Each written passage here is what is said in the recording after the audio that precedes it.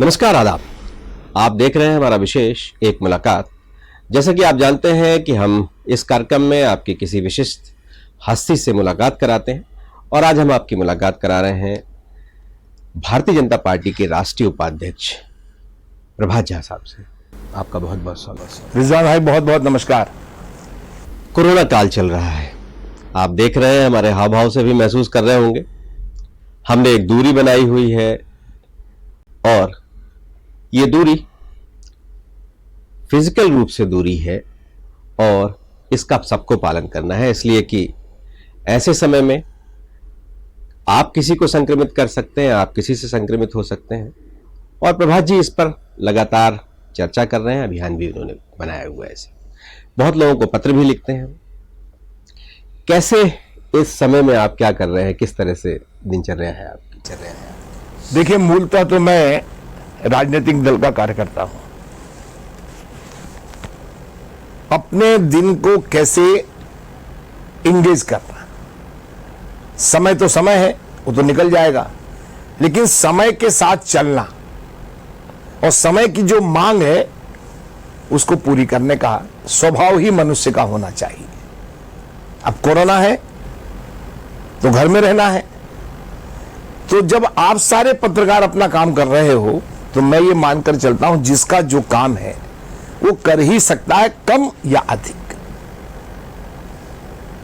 लेकिन कोई ये कहे कि काम नहीं हो सकता है तो हाँ, ये मान सकता हूं, लॉकडाउन फर्स्ट में तो ऐसा हुआ होगा, परंतु अब ये कोरोना अपनी जिंदगी है और जिंदगी का एक हिस्सा हो गया है। इसे दूर भी रहना इससे और अपने काम को करना भी है। लेकिन इस देश में टीबी भी हुआ, मलेरिया भी हुआ, स्वाइन फ्लू भी हुआ, प्लेग भी हुआ, लेकिन निजात पाया गया। इतना डरना भी नहीं है, लेकिन जो पथ्य परहेज हैं उसको छोड़ना भी नहीं है। तो मुझे लगता है कि इसको यह समझकर कि यह एक सामाजिक कार्य भी है कि दूर रहना है, भाई काम तो करना है, तो इस भाव से करेंगे तो जो 2-2.5 महीने में अवेयरनेस आया है, लॉकडाउन फर्स्ट, लॉकडाउन सेकेंड, उसके पहले जनता कर्फ्यू 22 फरवरी को, 22 मार्च को, ये सब एक एजुकेट हुए हैं लोग। और मुझे लगता है कि भारत की आबादी के कैनवास पे जब देखेंगे तो जो घटनाएं हुई हैं उस कैनवास पर बहुत कम है।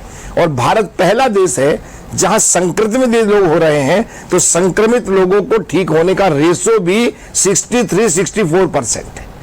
इसलिए, और ये आपदा किसी पार्टी के द्वारा नहीं लाई गई है, ये किसी राजनीतिक दल द्वारा नहीं लाई गई है या किसी व्यक्ति द्वारा नहीं लाई गई है, यह है प्रकृति प्रदत्त प्रकोप है ये तो। और प्रकृति प्रदत्त प्रकोप में आदमी को ही सब कुछ करना पड़ता है, आज नहीं कल निजात तो मिलना ही है। आप क्या कर रहे हैं इन दिनों में?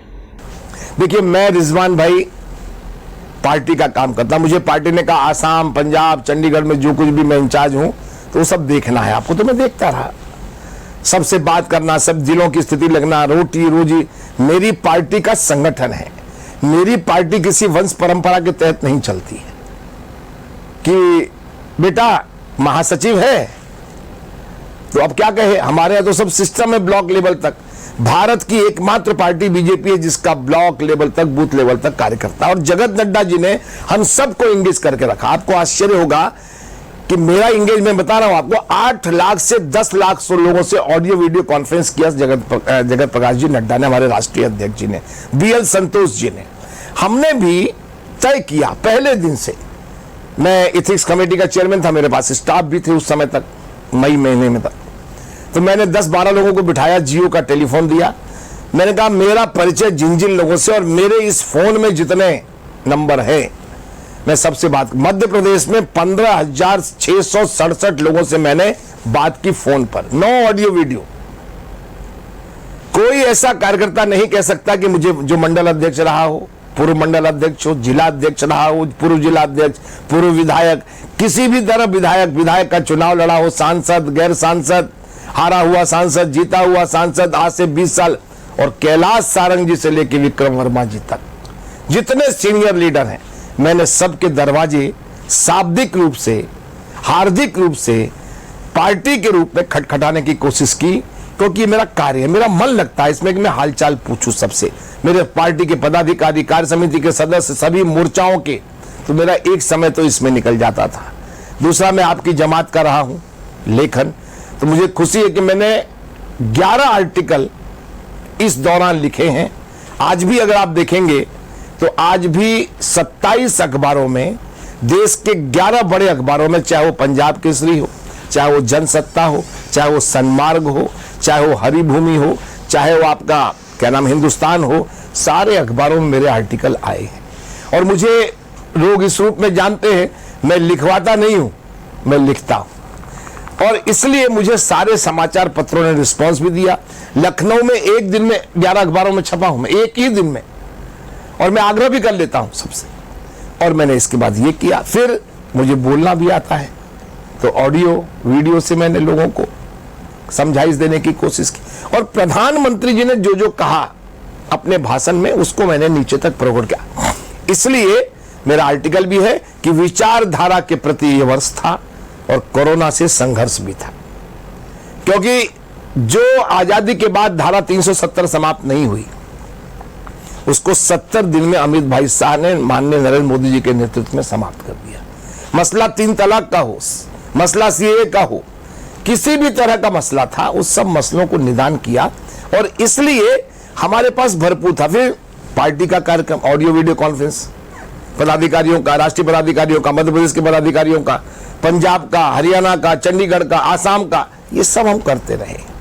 और फिर स्वाध्याय का ऐसा अवसर नहीं मिला। मैं अकेला था दिल्ली में, परिवार के लोग भोपाल में थे, लेकिन मैंने एक एक पल का उपयोग किया, सोने के समय छोड़कर, क्योंकि लोग मिलने भी नहीं आ रहे थे। लेकिन ये समय ऐसा था, जो मैं एक नई बात बता रहा हूं आप, लोग मिलने नहीं आ रहे थे, लेकिन आपका मन भी तो, मैं अपने मन से रोज मिल रहा था।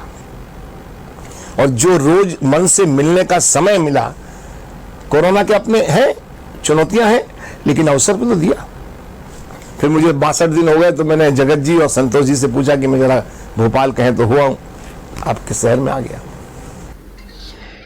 लोगों से जब आपने संवाद किया, किस तरह की बातचीत, क्या फीडबैक मिला, अगर हम एक बहुत संक्षिप्त में उसको समझना चाहें?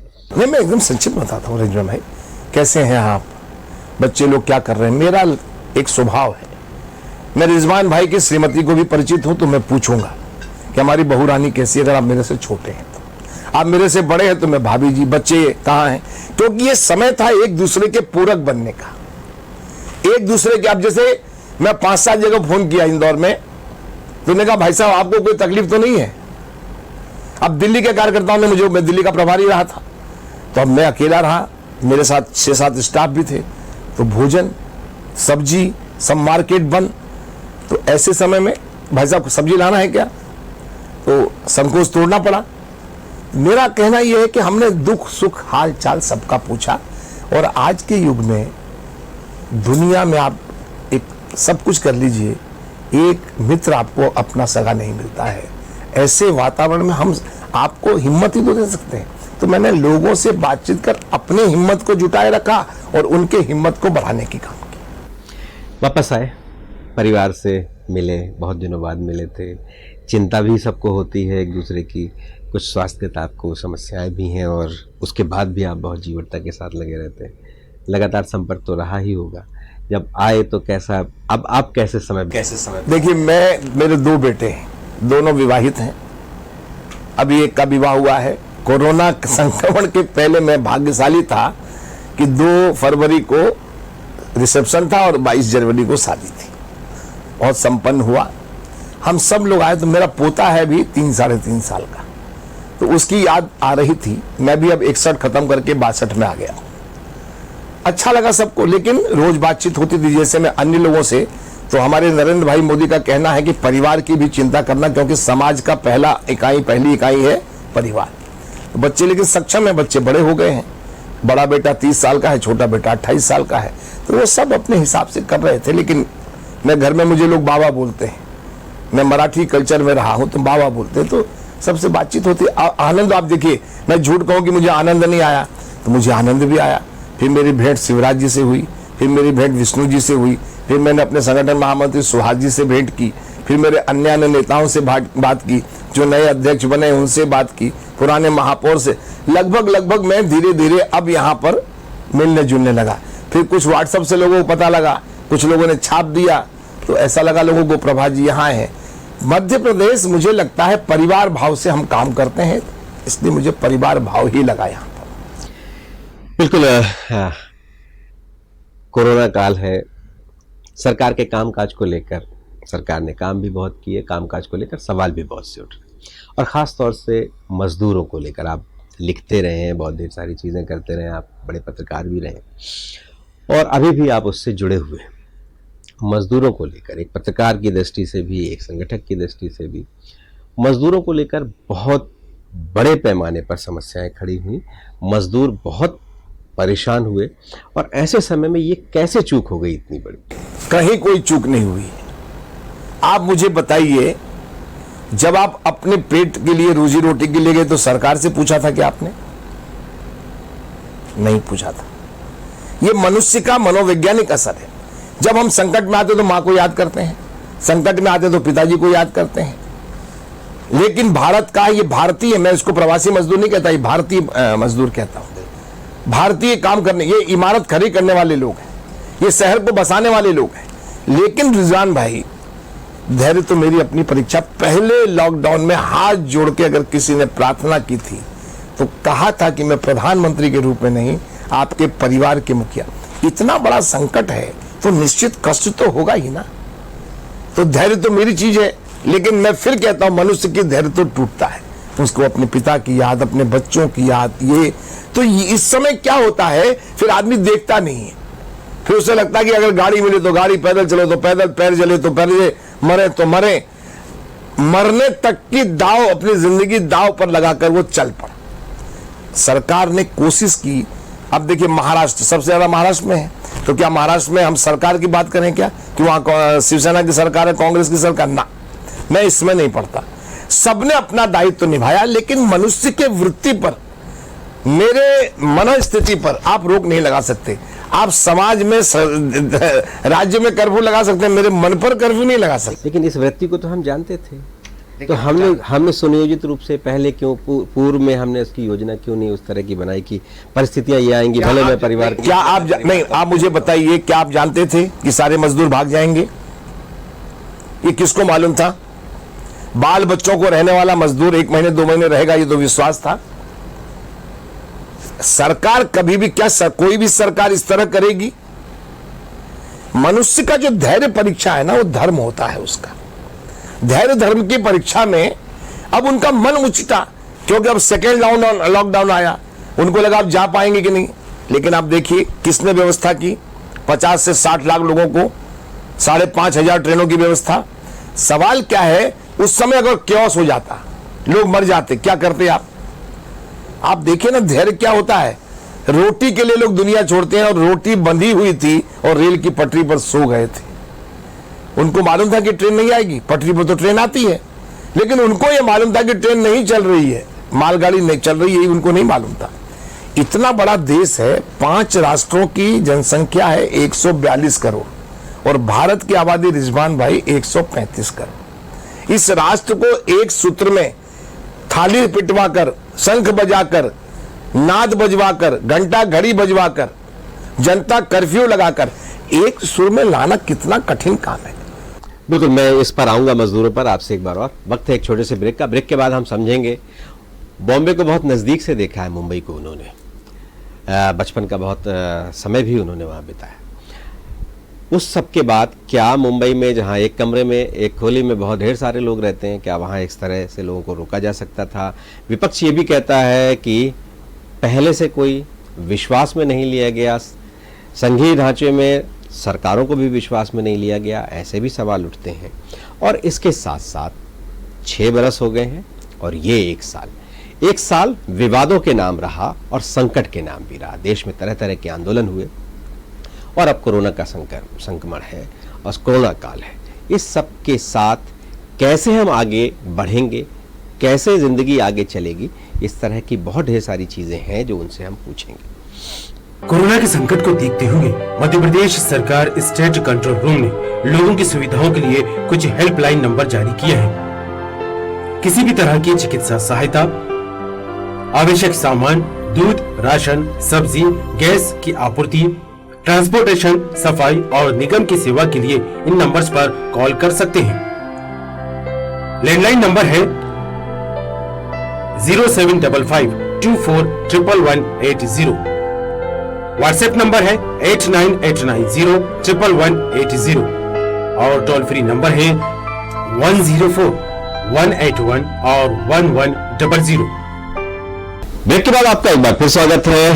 प्रभात झा साहब हमारे साथ हैं, भारतीय जनता पार्टी के वरिष्ठ नेता हैं, बड़े पत्रकार भी हैं और सांसद रहे हैं। मध्य प्रदेश में भारतीय जनता पार्टी के प्रदेश अध्यक्ष रहे और ऐसे प्रदेश अध्यक्ष जिन्होंने एक एक मंडल तक दौरे किए, कार्यकर्ताओं से मिले और शायद उनके नाम एक रिकॉर्ड है इस तरह का कि वो हाथ से पत्र लिखकर लोगों को उन्होंने पत्र भेजे और बड़े पैमाने पर पत्र भेजे।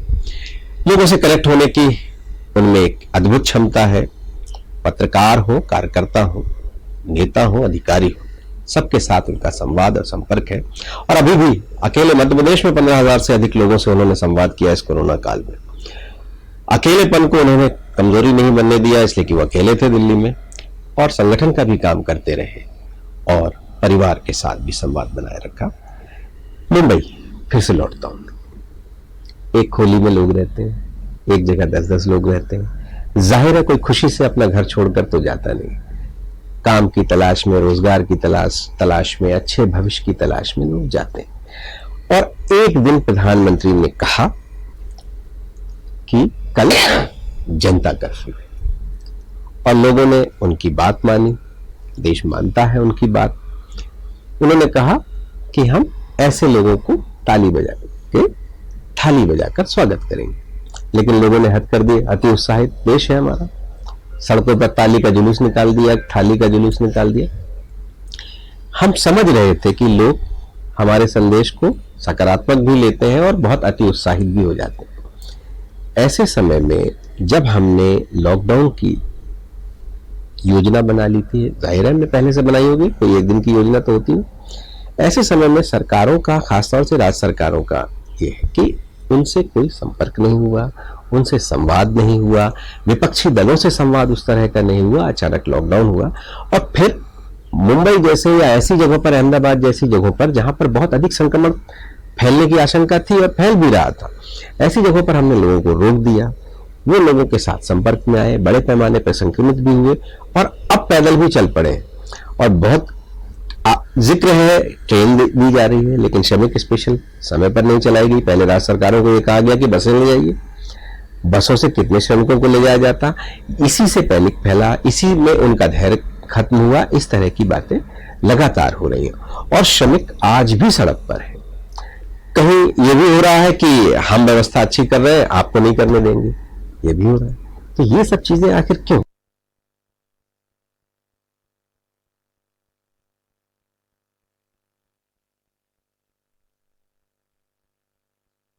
जनवरी में आ गया, दुनिया में आ गया, लेकिन आता तो उसकी तैयारी हुई ना। क्या ये तैयारी नहीं होती? इस बात का श्रेय नहीं है कि अभी 5,000 लोग तक नहीं पहुंचे हैं। क्या इस बात का श्रेय नहीं है कहां 18 लाख लोग हैं 32 करोड़ की आबादी वाले देश में? ये कंपटीशन नहीं है और कोई जानबूझकर अपने राष्ट्र को खतरे में नहीं डाल रहा है। क्या वहां जो निजामुद्दीन में लोग इकट्ठे हुए थे, क्या उसको हमसे पूछ के किया था क्या? और वो जब देश में गए तो बता के जाएंगे क्या? इसलिए देश है ये 130 करोड़ लोगों का, भिन्न भिन्न बातें होती हैं, इन सबको एकजुट करना, मानसिकता बनाना, सरकार ने सबसे पहले एकजुट करने में अपनी ताकत लगाई। और आप कह रहे पूछकर, किसको, किससे नहीं पूछा? सारे मुख्यमंत्रियों से चर्चा की गई थी।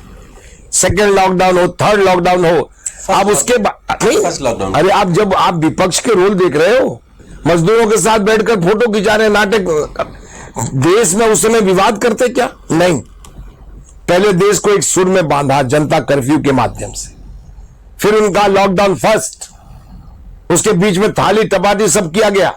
आप उसकी कल्पना करिए कि डॉक्टर, पुलिस, देश, सरकार ने यह सिद्ध किया है कि ऐसे समय में सरकार कैसे खड़ी होती। अब हम आरोप लगाए इस पर, उद्धव ठाकरे जी पर, हम अमरिंदर सिंह जी पे आरोप लगाए, हम गहलोत पर आरोप लगाए, ना ना ना, व्यक्ति न मरे ये इसके लिए हर सरकार ने कोशिश की है। केंद्र सरकार अपने, आपको पता, अमित शाह जी नॉर्थ ब्लॉक में सुबह से लेकर रात के 10 बजे तक बैठते थे, मॉनिटरिंग आज भी कर रहे हैं, डायरेक्टरी निर्देशिका जारी करते थे। सवाल क्या है कि विश्वास करना पड़ेगा। ये कोरोना विपक्ष की भाषा नहीं समझता, ना सत्ता की भाषा समझता है। ये अदृश्य वार है, ये कोई किसी ने कहा ये जैविक युद्ध है, बायो वार है। ये सवाल क्या है, हम नागरिक नहीं, क्या हमारी जिम्मेदारी नहीं है कि हम स्वयं अपनी जिंदगी बचाएं?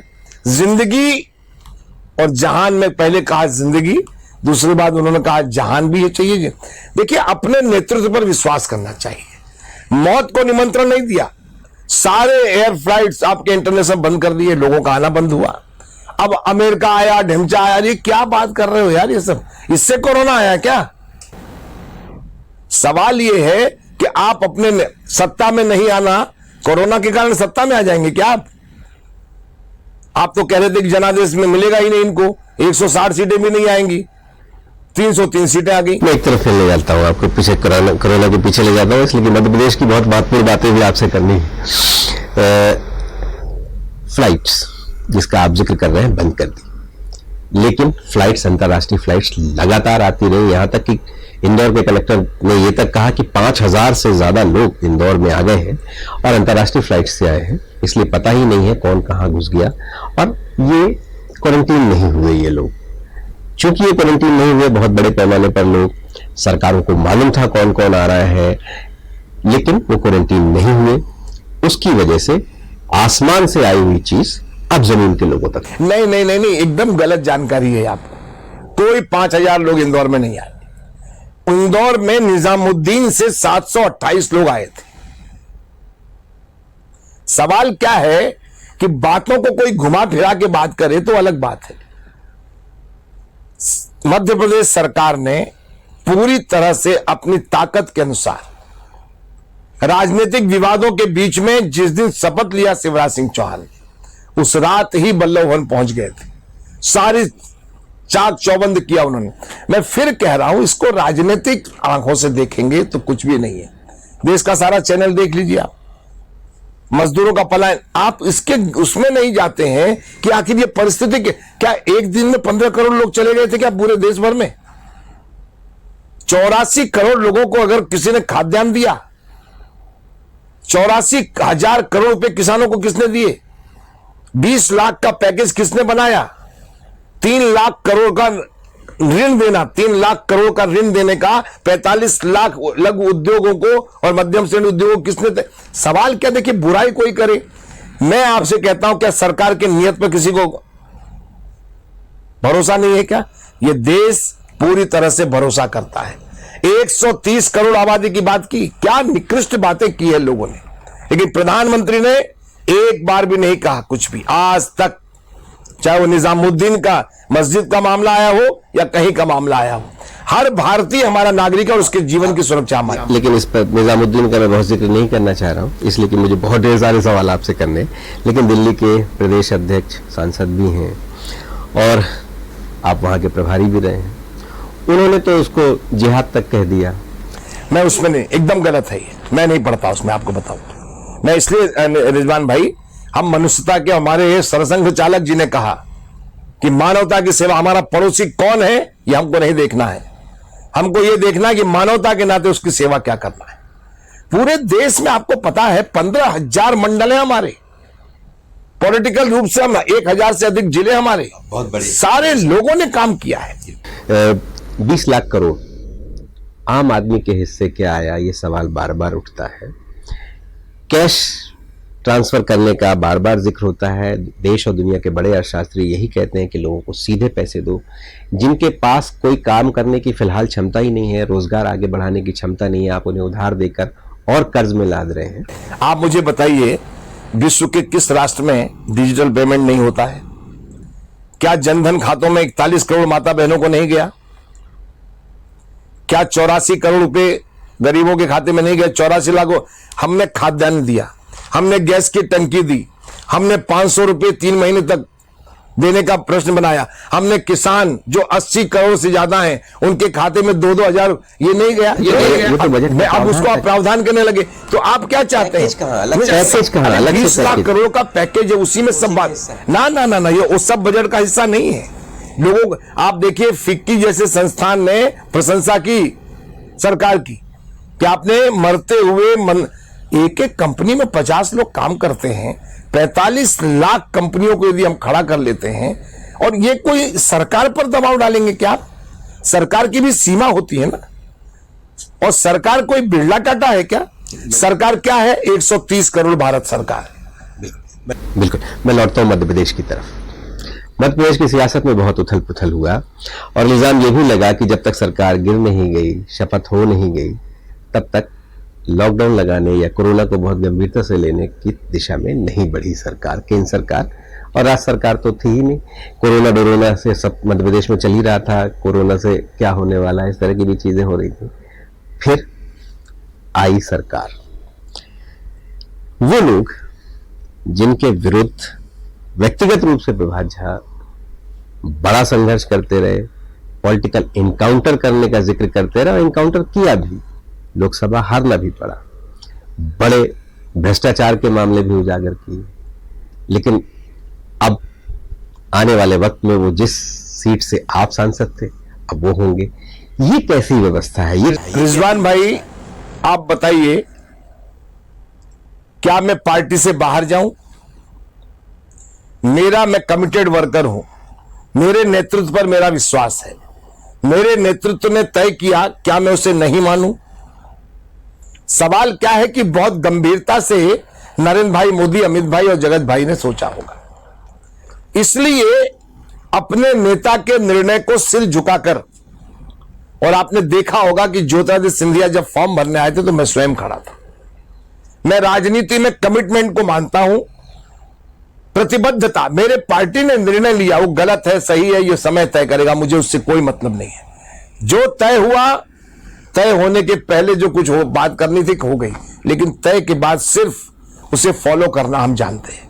हम कहीं, अब आप कहेंगे कि आपने जमीन कांड उठाया था, आपने भ्रष्टाचार, वो समय वो उठाया था तभी तो हारे थे वो, सवाल ये नहीं है। और अब आप कहेंगे कि वो सही हो गए क्या? मैं उसमें नहीं, मेरी पार्टी ने निर्णय लिया, मेरी पार्टी से बड़ा मैं नहीं हूं, पार्टी से बड़ा नहीं। आप पत्रकार हैं इसलिए सवाल जवाब आप दोनों खुद ही कर रहे हैं। नहीं, मैं इसलिए कह रहा हूं, मैं पार्टी से बड़ा नहीं हूं। मेरी पार्टी ने आंख मूंद कर निर्णय लिया, मेरी पार्टी ने एकदम जो निर्णय लिया, मैं पार्टी का एक सिपाही हूं। एक स्वयंसेवक की तरह, एक सिपाही की तरह आप जिस पार्टी से जुड़े थे, जिन नेताओं के साथ जुड़े थे, शुरुआत आपने की थी, आपको लगता है कि पार्टी अब सत्ता के लिए ऐसे बहुत ढेर सारे समझौते कर रही है, जैसे आप जैसे लोगों को बहुत असहज होना होता? विकलांग सरकार थी पहले। अच्छा, हमने गिराई क्या सरकार? आप मुझे बताइए, हमको क्यों दोष दे रहे हैं? चार्टर्ड प्लेन आपका था। अरे सवाल, आपके पूर्व मंत्री, आप मेरे पास आएंगे कि हम सरकार गिराना चाहे तो हम क्या कहेंगे? नहीं बचाना है भाई, कमलनाथ जी बहुत अच्छे आदमी, ये कहेंगे हम। आप तो ऐसे कह रहे हो, सहोदर भाइयों में तो बनने रही है। जो कुछ हुआ वो कांग्रेस के भीतर हुआ, और कोई अच्छा व्यक्ति, कोई दमदार कांग्रेस का नेता जो ग्वालियर चंबल संभाग में अपना प्रभाव रखता होगा, वो यदि हमारी पार्टी में आता है तो हम क्या मना कर देंगे उसको? आपके पास तो ऐसे ही बहुत दमदार लोग थे। आप सब हैं दमदार, लेकिन क्या ये, हम तो आज भी कह रहे हैं, जो भी भारतीय जनता पार्टी में आना चाहे, हमारी प्रतिबद्धता, हमारी नैतिकता, हमारी पंचनिष्ठाओं में जिसका विश्वास हो, हम उसका स्वागत करेंगे। सवाल ये नहीं है, सवाल ये है उल्टे चोर कोतवाल को डांटे। भैया तुम अपना घर संभाल नहीं पाए, हमको क्या को डांट रहे हो? और आप कहो कि हम बहुत संत आदमी हैं कि नहीं भाई साहब आपकी सरकार चलनी चाहिए, हम तो विपक्ष में ही रहेंगे। दरवाजे पर आई सरकार के किवाड़ बंद कर लेंगे हम? ना ना ना। ये जो हुआ, ज्योतिरादित्य सिंधिया भारतीय जनता पार्टी के हो गए। एक बार पहले भी मैंने आपको सुना था, पोखरण विस्फोट का आपने जिक्र किया था। क्या लगता है ये भी कुछ उसी तरह से है? नहीं रिजवान भाई, देखिए चर्चा हुई है, लगातार चर्चा हुई है। नरेंद्र सिंह जी तोमर हमारे केंद्रीय मंत्री हैं, प्रदेश अध्यक्ष रहे हैं, सबसे चर्चा करने के बाद, प्रदेश के नेताओं को विश्वास में लेने के बाद हुआ है। और राजनीति में ऐसी घटनाएं कभी कभी दशकों में होती है, और इसलिए, और आप ही लोग कहते हो कि राजनीति में कोई अप्रत्याशित चीजें असंभव नहीं है, हर चीज संभव है। तो एक असंभव सा लगने वाला चीज संभव हो गया। कोई कहता था कि छिंदवाड़ा में बीजेपी 36,000 वोट से नकुलनाथ जी जीते हैं, कोई कहता था कि हम 28 सीटों पे लोकसभा में जीतेंगे क्योंकि हमारी सरकार नहीं थी। इसलिए मेरा मानना है हर उन असंभावनाओं को राजनीति में संभावित करने के तरीके होते हैं। मैं एक कमिटेड वर्कर, अब मुझसे आप पूछेंगे ज्योतिरादित्य जी आपके नेता, निश्चित तौर पर ज्योतिरादित्य मेरी पार्टी के कार्यकर्ता है, जनता के नेता है। ये कहने में मुझे गुरे थोड़ी होगा, क्योंकि मेरे निर्णय हुए हैं ना ये तो, और निर्णय का पालन जो नहीं करता है वो अपने को कार्यकर्ता कहने का हकदार नहीं कहता है। एक अच्छे नेता की तरह, एक अच्छे सांसद की तरह आपने बहुत से काम किए। अब आप अपना भविष्य क्या देख रहे हैं? आने वाले वक्त में क्या सोच रहे हैं? प्रभात झा क्या कर रहे हैं? रिजवान भाई, मुझे बहुत वर्षों से आप जानते हो, मेरा भविष्य पार्टी की किताब में है, मेरा भविष्य भगवान के हाथ में है। मैं कभी अपने भविष्य की चिंता नहीं करता। मुझे सोते में, जागते में भारत माता की, भारत की और भाजपा की चिंता होती है। जिस दिन मैं अपने बारे में विचार करने लगूंगा, मुझे लगता है वहीं से मेरे पुण्य का अंत्येष्टि हो जाएगी और पाप का जागरण हो जाएगा। अपने बारे में सोचने का काम मैंने जीवन में नहीं किया, ना आगे करूंगा। ये तय करना उनका काम है जो पार्टी काम देती है। पार्टी ने ही मुझे इतना बड़ा बनाया। मैं तो अनाथ आया था मध्य प्रदेश में, आपको पता है। मैं तो बंबई से आया था, फरार होके आया था, जेल गया था। उसके बाद पार्टी ने कितना सम्मान दिया है। इसलिए तेरा तुझको अर्पण क्या लागे मेरा, जो पार्टी तय करेगी कि आपको काल कोठरी में बंद रहना, बंद रहेंगे। पार्टी कहेगी खुले आसमान के नीचे खूब काम करना है, करेंगे। पार्टी कहेगी कि मुरैना से लेकर बालाघाट तक दौरा करना है, करेंगे। पार्टी कहेगी कि मुखर्जी भवन, दीनदयाल परिसर में बैठ के सफाई अभियान करना है, करेंगे। जो पार्टी तय करेगी वो हम करेंगे। कोई चुनाव लड़ने का इरादा है कुछ? मैं फिर कह रहा, मेरा भविष्य पार्टी है, पार्टी का भविष्य ही मेरा भविष्य है। बहुत चर्चाएं हैं कि आप राज्यपाल जैसी बड़ी जिम्मेदारियां। देखिए, लोग कयास लगाते हैं, मुझे क्या पता। अगर भविष्य को जानता मैं तो भगवान नहीं होता। भगवान ने 3 चीजें, एक तो अपने को नहीं दिखाया, निर्विकार है, भविष्य किसी को बताता नहीं, और कल क्या होगा ये जानने का सामर्थ्य विज्ञान में भी नहीं है और मेरे में भी नहीं है। एक आखिरी सवाल है, इन सब ये जो परिस्थितियां हो रही थी, इन सब के बीच अब आप आने वाले वक्त में फिलहाल सांसद भी नहीं होंगे, तो राष्ट्रीय नेतृत्व ने इस सब के बारे में आपसे किस तरह से बात की? क्या बात हुई? किस बारे में? यही आपके भविष्य को लेकर। नहीं, मैं तो आज राष्ट्रीय उपाध्यक्ष हूं। देखिए, मुझे पार्टी ने जम्मू कश्मीर से लेकर केरल तक परिचय दिया। मैं धनहीन हूं, धनहीन, मैं धनपति नहीं।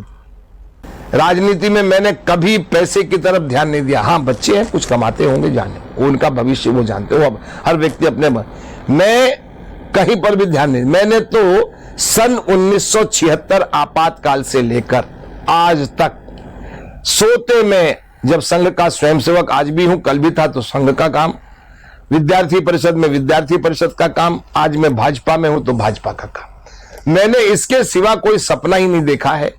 मेरा अपना एक ही सपना है, मैंने कहा, भारत माता, भारत और भाजपा। इसके सिवा मेरा कोई सपना नहीं है।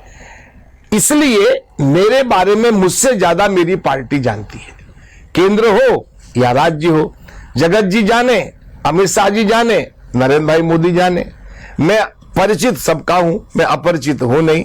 मैं सबके साथ काम किया है। मेरा ये सौभाग्य है कि जहां आप बैठे हैं, यहां कुशाभाऊ ठाकरे भी रहते थे, प्यारेलाल जी खंडेलवाल, और मैं भी यहीं रहता था। मेरा सौभाग्य है कि मैं अटल जी के साथ मैंने काम किया है। मेरा सौभाग्य है कि मैंने अडवाणी जी पर, अटल जी पर, सब पर किताबें लिखी हैं। मुझे खुशी है कि मैं भाजपा का जो साहित्य 21 अक्टूबर 1951 से लेके था, उसका संकलन मैंने 25 वॉल्यूम में किया है, 12 हिंदी में, 13 इंग्लिश में।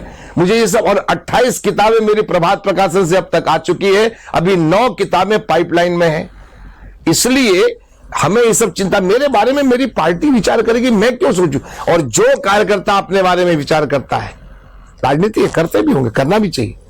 मैं समझता हूं कि जरूरत से ज्यादा अपने बारे में विचार करना, ऐसा लगता है कि आप न भारत की चिंता करते हैं, न भारत माता की, न भाजपा की, अपनी चिंता तो विवेकहीन लोग भी कर लेते, इसलिए अपनी चिंता मैं कभी नहीं करता। हाँ, बिना पार्टी के मैं रह नहीं सकता, बिना काम के मैं रह नहीं सकता, मेरी पार्टी जानती है। प्रभात जी, आप हमारे साथ जुड़े, आपका बहुत बहुत धन्यवाद। बहुत तो ये थे प्रभात झा साहब। आपने सुना कि अपनी चिंता वो नहीं करते हैं, साथ में उन्होंने ये भी कहा कि राष्ट्रीय नेतृत्व उनके बारे में जो बेहतर होगा वो करेगा। ढेर सारी किताबों का जिक्र किया, ढेर सारे संकलन का जिक्र किया, और लिखने पढ़ने पठन पाठन में उनका एक अलग ही विचार है, अलग ही सोच है, और वो काफी अध्ययनशील है। साथ ही उनका ये कहना है कि परिवार के लोग अपना काम करें, अपना रोजगार करें, लेकिन वो अपने लिए कभी नहीं सोचते। और एक स्वयंसेवक के नाते वो जब आए थे, मध्य प्रदेश आए, और यहाँ से पार्टी से बहुत कुछ मिला। एक पत्रकार की तरह भी उन्होंने काम किया। साथ ही वो ये भी कहते हैं कि राजनीति में संभावनाओं की को कभी इंकार नहीं करना चाहिए, असंभव को संभव बनाना ही राजनीति का नाम है। और ज्योतिरादित्य सिंधिया अब उनकी पार्टी के एक नेता हैं, कार्यकर्ता हैं, और जब तक वो पार्टी में नहीं थे तब तक उन्होंने जो संघर्ष था वो किया, लेकिन अब पार्टी का आदेश हो गया है तो सब मिलकर काम करेंगे। उनका भविष्य क्या होगा ये उन्हें नहीं मालूम, वो पार्टी के नेता जाने। सरकार अपने बोझ से गिरी है। कोरोना काल में जो कुछ भी हुआ वो प्रधानमंत्री नरेंद्र मोदी ने अभूतपूर्व किया है, उनका ये मानना है। साथ ही उनका ये भी मानना है कि श्रमिकों को थोड़ा धैर्य रखना चाहिए था। सरकारों ने बहुत सी व्यवस्थाएं की, बहुत बड़े पैमाने पर सरकार इंतजाम कर रही थी। कोरोना कोई ऐसा नहीं था कि ये पहले से लोगों को इसका अनुभव था, इसलिए ऐसे समय में जो भी किया जा सकता है, जो भी बेहतर किया जा सकता है, देश को एक सूत्र में पिरोने की कोशिश प्रधानमंत्री ने की है, और वो उन्होंने करके दिखाया है। सबसे सलाह ले रहे हैं, सबसे बातचीत कर रहे हैं, और किसी की आलोचना भी प्रधानमंत्री नहीं कर रहे हैं। हमारे इस कार्यक्रम में बस इतना ही। फिर मिलेंगे एक नए मेहमान के साथ, तब तक मुझे दीजिए इजाजत।